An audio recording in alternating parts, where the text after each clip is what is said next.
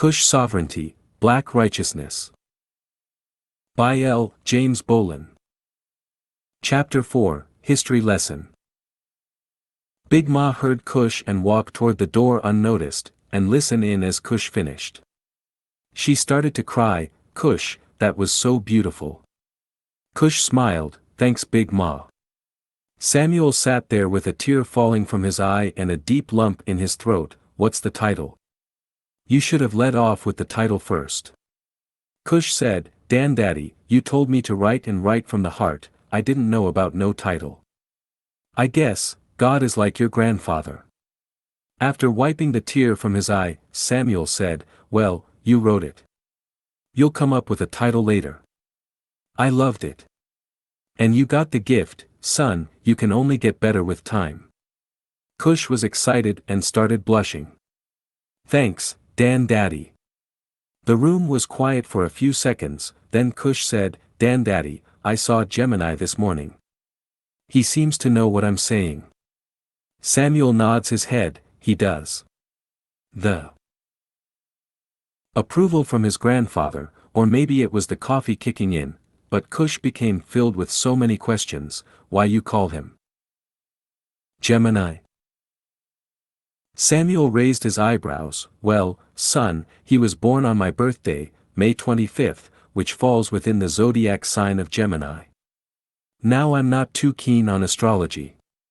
You can ask your grandmothers about that. The way they explain it to me is that if you're looking down on the Torah, the words you see are the stars and everything beneath the words in white, is the universe. And we are living in a galaxy somewhere in that universe. And that's how Sabaoth see us as well. When you were born, the sun, moon and stars aligned in such a way that it gives you your personality or something like that." Samuel waved his hands in the air. "Again, you're going to have to ask both of your grandmothers, they's the ones that can talk to plants and stuff like that, they can explain it way better than me. Let me finish listening to my recording, and we can finish where I left off. Yesterday. I'm an avid listener of wise teachers, new and old prophets, and just the truth like that of Frederick, Daniel, and one of my favorites was Prophetess Akelamalik. You see, wisdom allows you to hear the same message over and over and get something different out of it every time you listen to it." Then Samuel turned toward Billy. "Billy. Unpause the recording I was listening to earlier." Billy replied, "Sure." A few seconds later. This month of August, celebrating my Black Indigenous Native American roots and heritage. While my heart goes out to the victims of the catastrophic flooding in Kentucky, it must be remembered and is seldom mentioned that these were all lands that were occupied by and the birthright of Native Americans. We were here. We were first. These lands were taken from my ancestors by European colonizers. The state of Kentucky derives its name from an Iroquois word, Kentuten, which has several meanings. One of these is the River of Blood, which describes the present flooding situation. Rivers of water flow through the land. Half of your states in the USA have names that are indigenous in origins. The colonizers named some out of guilt deriving from the knowledge that these lands were taken from their original people, many of whom were driven off of it, and others because natives dominated the region and preserved their heritage in the names. It is the belief of indigenous people the world over that for every act of injustice and inequality, and there will be a reckoning. What is sent out will return in like measure as it was given, as Yeshua the Messiah made clear, with whatever measure you meet, it will be measured back again. Or what Imhotep the Egyptian sage said, what goes around, comes back. With that in mind, I give you a declaration of sovereignty, honoring the Aboriginal people of Earth. As honorary Queen Mother, ordained a prophet and priest of the One Most High and inspired messenger of the only true and living and sovereign Creator, Elohai, I make this declaration on behalf of the global nation of Aboriginal indigenous people of the Earth. We are the first to establish human footprints upon the Earth, and the first to seed it with life. As such, we declare our right to live as independent sovereign nations upon the Earth, which is our inheritance given by the Creator. A right of inheritance institutionalized in the Constitution of the United States as well as its Declaration of Independence, and validated by one of its so-called founding fathers, President Thomas Jefferson, who echoed the universal dictum that these truths are self-evident, that all men are created equal, endowed by their Creator with certain rights inalienable, that is, these cannot be circumvented by man nor taken away by them. Although these rights have been trampled upon and violated by those who both invaded, colonized and oppressed those of us who are the original people of the earth. Through globalized colonization and economic depression, an attempt was made through a divide and conquer strategy to redefine our status as the first people of the earth, the aboriginal indigenous tribes of the planet.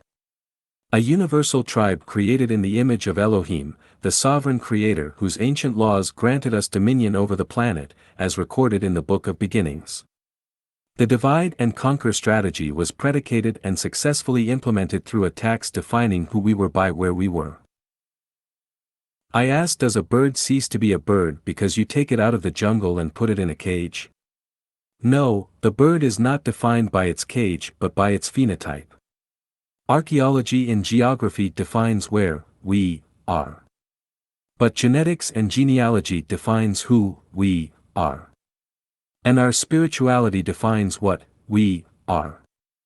And what we are is free and independent human beings created in the image of a sovereign creator, as acknowledged by Jefferson, one of several framers of the Constitution of the United States of America, this edict recognized as a supreme law of the land. This land being ours by right of preeminent birth and inheritance. As such we declare our right to exist upon this earth as independent sovereign human beings, who are planetary citizens. This is not only our universal right but a sacred one. Samuel shook his head. I thought it was some more left. Anyways, that was Prophetess Akelamalik, one of my favorites. Taking a deep breath, powerful. Now, let's see, where did I stop yesterday? Pausing for a moment, oh, yeah. This is the part where our story begins in Lake Providence. Come to think of it, I haven't been to many places that haven't been alongside Highway 65. Now, I have been as far south as Waterproof, Louisiana, and as far north as Chicot, Arkansas, where me and your grandmother got married. East? He paused again, thinking. Well, my grandfather lived in Indianola, Mississippi. I've been there quite a few times, especially when I was younger.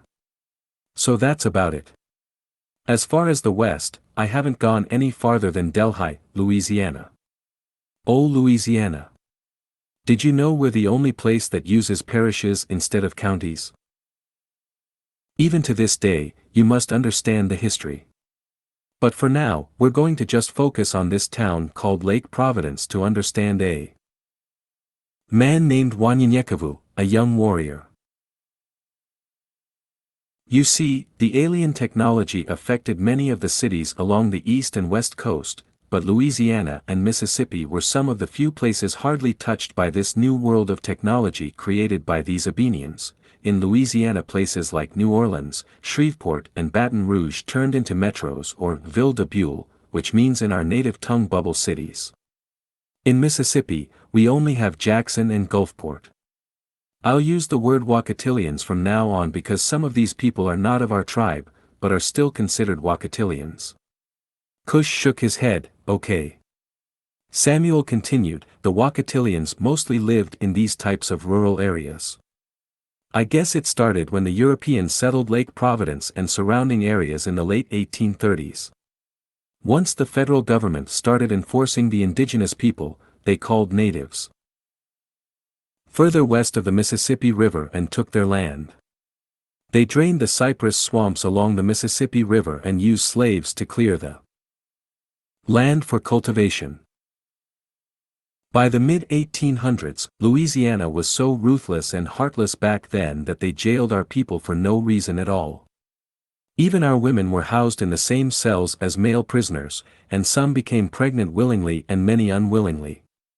Of course, they passed laws declaring that all children born in the prison of our people serving life sentences would be the state's property. The women would raise the kids until the age of 10, then auctioned off, and the proceeds were used to fund schools for white children. Do you know who purchased these kids? Mostly prison officials, of course. Cush looked up and saw a tear fall from Samuel's eyes. Samuel pauses as he wiped the tear from his eyes, then takes a long sigh as he continues, anyways, by the start of the American Civil War, the region mainly consisted of large cotton plantations along the river, which were worked by thousands of slave laborers. Lake Providence quickly developed after the Union Army came and built itself as a supply depot. The soldiers started digging a canal between the Mississippi River and Lake Providence.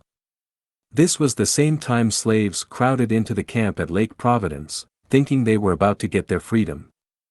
The population quickly went from a few 100 to several 1,000. A military supply camp quickly turned into a city of slave refugees. They historically developed Lake Providence into cotton plantations before and after the Civil War. By the late 1800s, trade became famous because of the Mississippi River.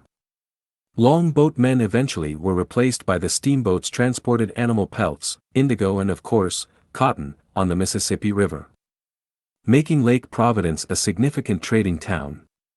The carpetbaggers or scalawags, as they were called, were greedy and heartless men who took advantage of the situation because there was a long line of abandoned plantations leased by the military. They wanted free labor, slaves. These scalawags were nothing more than ruthless overseers. They said the most negligent planter had shown more respect for their slave than these men. I'm going to say this and continue because I don't enjoy thinking about this, and you can read about that on your own. But slaves that were too old, sick or too young were weeded out and sent to federal contraband villages in camps along the river. These villages included Wilmon, Transylvania, Omega, Ashley, and lastly here in Tallulah. And Highway 65 was born. Pausing for a minute, he continued. Oh, I will also say that they charged the slaves up to 5 times the actual value of things. Slaves were always told that the master owed them nothing by the end of the year, but they actually owed him money, and they would often boast about their deception. So, we were always in debt, and many felt they could never get out from under them. So, our people were mentally, physically, and financially slaves, and they held us back for centuries. Anywho, one of these plantations was Erie Plantation. This is where one of our descendant was a slave, Willis Reynolds, Sr. We know very little of his birth or death. But according to the 1880 census of Erie Plantation, Willis and Kate were born in 1854. His parents were from Virginia, and her parents were from Florida. It was a common practice to take our people's babies at or near birth so their parents weren't able to teach them who they were. But that's another story for later. Willis and Kate, at that time, only had 4 kids: Sims, William, Samuel, and Rebecca. However, they had 5 more who came along later: Grant, Leona, Albert, Belle, and Sue. They had names from their former slave owners. In their case, it was Reynolds. As a matter of fact, everyone had surnames or government names back then, and clans were not adopted again until the Abenians came on the scene. Education was poor back then, most never saw the 6th grade. His son, Sam or Samuel Reynolds, was born in 1875 as a sharecropper but died a free man right here in Tallulah. In 1985, they named me after him. Sam Reynolds married Cherry Relic on March 8, 1920, in Chickett, Arkansas.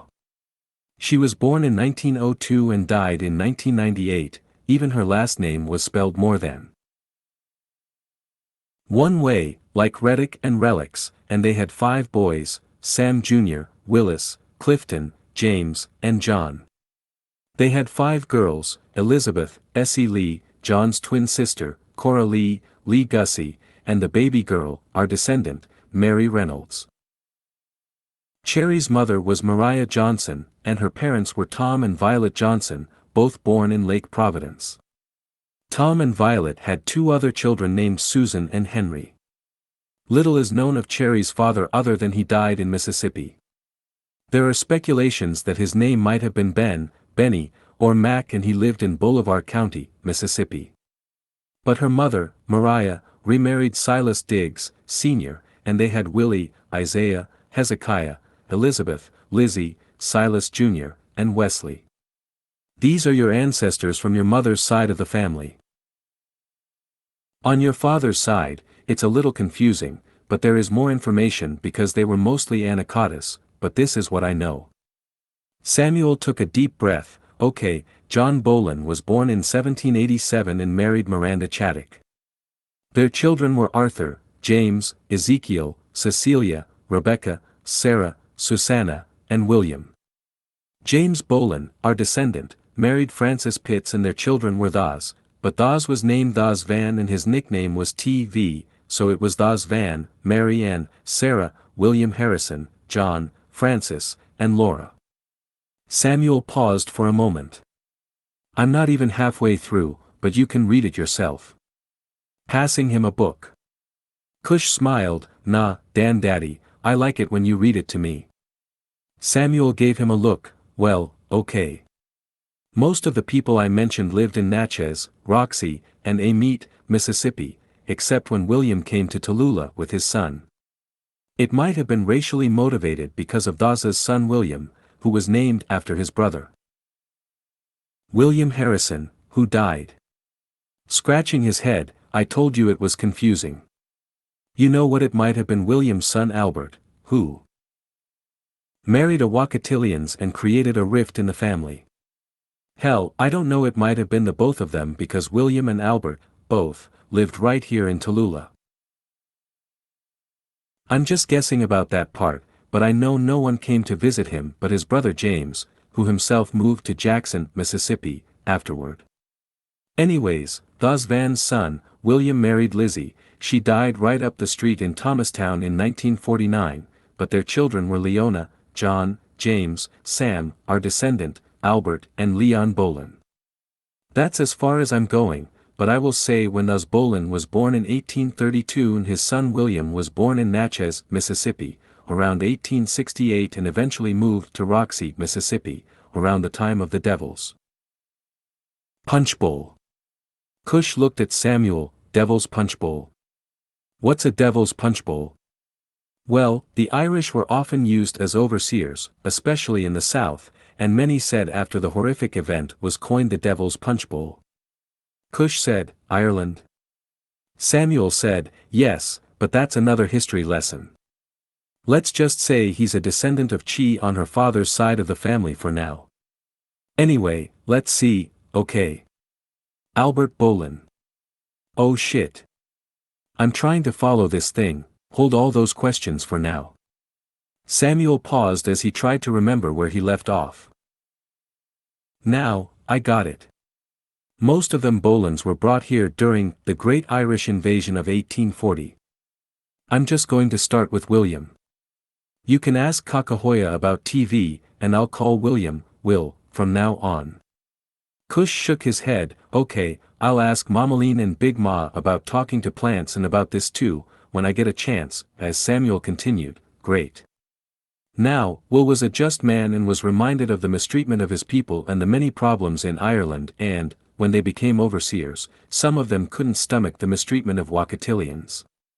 It reminded them of what their people had escaped from, so they left. Moving from Natchez, Mississippi, they quickly made their way to Roxy, Mississippi. There is so much missing on your father's side of the family because the fire in 1920 destroyed the census reports, but you can ask your father, he knows more than I do. I did some research and found out this information. I'm about to tell you. I know that not long after slavery, two of the Bolin brothers, Albert and James, whom they called Jim, got into the lumber business, a very lucrative business in Louisiana during this time. I know that the lumber business was growing so fast that Will and his family moved here to Tallulah. James and his brother, Albert, heard of a new lumber mill built just 82 miles north of them in Tallulah, so they convinced their father and packed their bags. Not long after arriving there, Albert fell madly in love with a young lady named Catherine Wilson from Camac, Louisiana. James was furious, not because he hated Wakatillians but because he feared for his brother's life, for this was a time when Anacotis couldn't marry Wakatillians. You can rape them, and abuse them but not fall in love with them. Albert's skin was white, so he was white. If they had known he was Irish, they wouldn't have a problem with it. They shot first, then asked questions later back then. He paused. It's about DNA and not skin color now, so happens that that same DNA contains that same color. As I was saying, out of frustration, old James moved to Jackson, Mississippi, and Albert stayed here and bought up 99 acres of land, moving into a farm in the middle of Tallulah away from the public's eye, and married Catherine. They had 12 children. Samuel held up his fingers as he counted. 6 boys, David, Albert Jr., Doyle, Willie, Johnny, and Jimmy, and 6 girls, Thelma, Bertha, Geraldine, Catherine, Mary Sue, and Albertine Bolin. Remember, they didn't have tribes or clans back then, but since they weren't slaves, they brought their last names with them from Ireland. Samuel took a long deep sigh as he leaned back. Woo! As years passed, Albert's son, Willie, and Sam Reynolds' daughter, Mary, got married. And had 3 children, Willie Jr., there goes another one. Damn, was there any other names than Will, William, and Willie back then? Shouted Samuel. On top of that, Bill is short for William. As he started laughing, he continued. Anyways, they also had a daughter named Annette and a son named Larry. Mary later married and had 3 more daughters with Melvin Harrison. Melinda, Darlene, and Tammy. Larry married Deke, and they had Justin.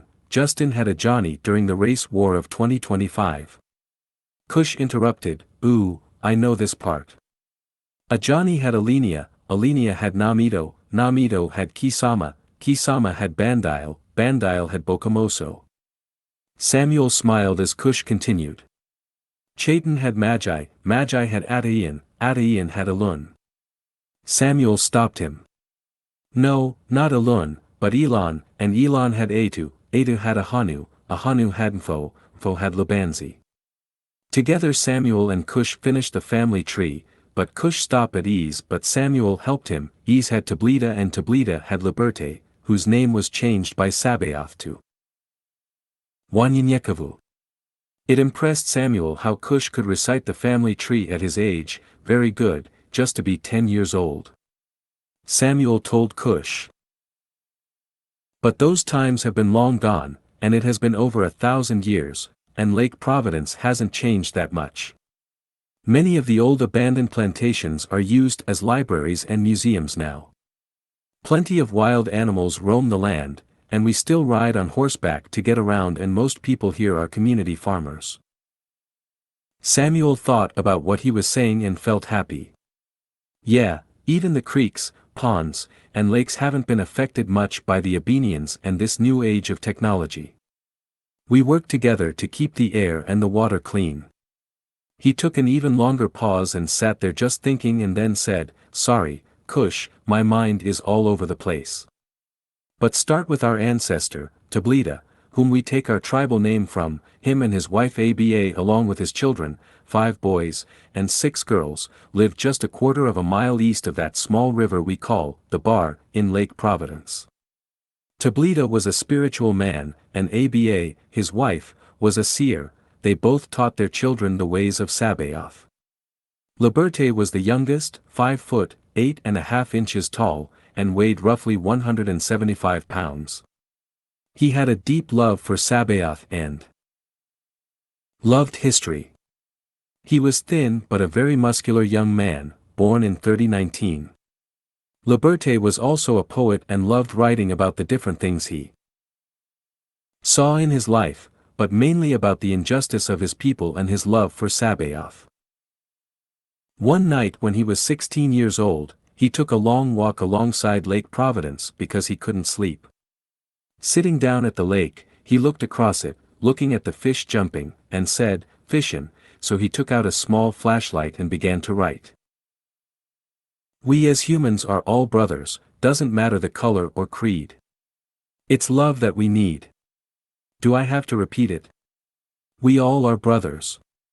There are many that hate, there are many who dispute who's the greatest. To me, it's not about color of skin, type of kin. Your decision on religion, it is surely not about politics. It's all about the Almighty. And searching for Him is like fishing. Some get up early, about 5 in the morning, some go around noon, and some go late in the day, just to get away. It doesn't matter when you go. It's where you go and how you fish. Everyone has their style, their method of fishing, but all have to be patient, just like when you search for the Almighty. Many come early, some come late.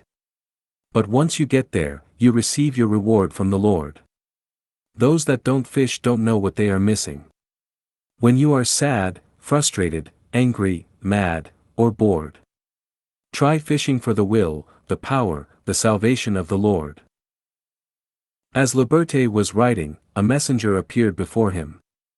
Unaware that it was the ancient Fariji, a spiritual entity that we Wakatilians believe guides our path, the messenger first came to him as an elderly man. Why is it you can't sleep, young Liberté? Has the spirit of Sabaoth prepared you for your journey? Liberté puzzled, what journey do you speak of? I just couldn't sleep and took a walk along the lake until I came across. Hey, how is it you know my name? Liberté asked as he put up his notebook and gathered his thoughts as he stood up. The messenger continued, the spirit of King Solomon is upon you. Sabaoth have blessed you with Solomon's wisdom, heart and soul. Like Elijah, Elisha, and countless others, Sabaoth often used one man to get his people to see. You and your descendants, after you, will use words of wisdom, peace, and the sword to destroy Sabaoth's enemies. Your writings have reached the ears of Sabaoth, and he rejoices in your words. For this reason, you are no longer called Liberté but Wanyanyekavu. The old man transformed into a wolf. Liberté shook his head and rubbed his eye as the man continued to speak. In 3 days, you will see me again in this form, and I will be your guide on a journey. For the next 3 days you shall perform the holy jeûne and bid your family farewell, for they will not see you for 150 seasons. Know this, before you leave the state of Louisiana, you will endure many trials and tribulations to enhance your spiritual man as well as your physical body that will prepare you for your journey. Be not afraid, for Sabaoth will be with you along the way, no physical harm shall befall you.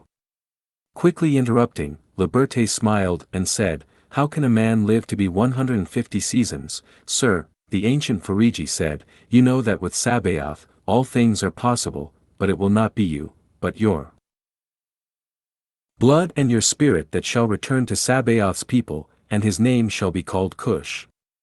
With your blood, in seeing, you shall see more, and for hearing, you shall hear more.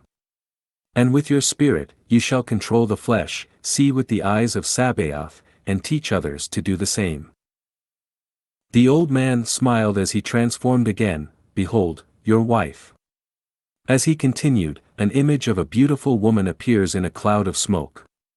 Your spirits are one, and the love you share will be forever. It will be remembered as an example of Sabaoth's happiness between man and woman. Liberté said curiously, wife. Liberté. Liberté.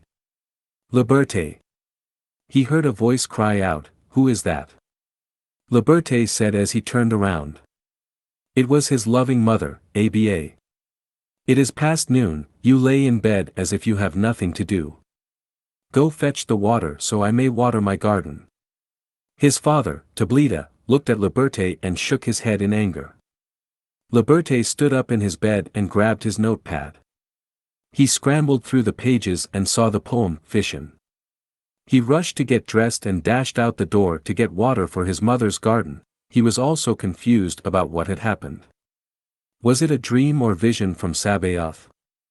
Then he reached down to get the water out of the river, and as he reached into the water, an image of the wolf appeared in the water, hearing, in 3 days, make haste, he heard the voice of the messenger once again.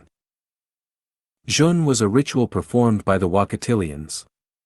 One would go without food or fast as you consecrate yourself to the Lord. By doing so, you're building up the spiritual man and lowering or resisting the physical man or your flesh. Flesh refers to your material or fleshy weaknesses and desires. The holy jeûne was more intense than a regular jeûne or fast. You spent the entire time in a room filled with smoke from herds that enabled you to see more and hear more. As Liberté looked back to see if there was indeed a wolf behind him, he said to himself, I must return and prepare myself for the journey. He grabbed the bucket filled with water and ran home, spilling water everywhere along the path. He reached home and ran into the house to his mother and father. Liberté said quickly and fiercely, I have seen the many faces of the ancient Fariji. I was instructed to perform the holy jeûne for the next 3 days and I shall not see your face again after that. Let us perform the holy jeûne together for I shall need your guidance and all that you have taught me must be enforced. Upon explaining what happened to him, Tabletta's face and spirit changed and answered, so, it is. Liberté read from the Book of Kings, from the ancient Torah, a book the Wakatilians believed contained the words of Sabaoth. After 2 days of training and fasting with his father, he spends 1 day in a holy jeûne with his mother and siblings. He knew they would not see one another again, with tears in their eyes but joy as well in their heart, for they knew Sabaoth called him to do great work in his life. On the 3rd day, around dusk, the wolf appeared to Liberté. With sadness in his eyes, he bid his family farewell and left on his journey. Wanyanyekavu. Liberté turned around, his father was waving with tears in his eyes. Wanyanyekavu was in shock, for he had told no one of his new name. As he slowly turned back around, his heart was filled with sadness, for he knew he would never see his family again.